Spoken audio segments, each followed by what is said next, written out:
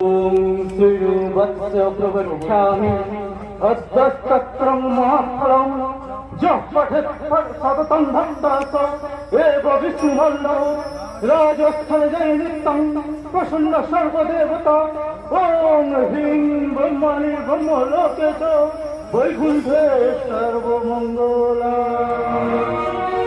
जय श्रीकृष्ण जय जय धर्मावतारेर जय जय भारत मातार जय।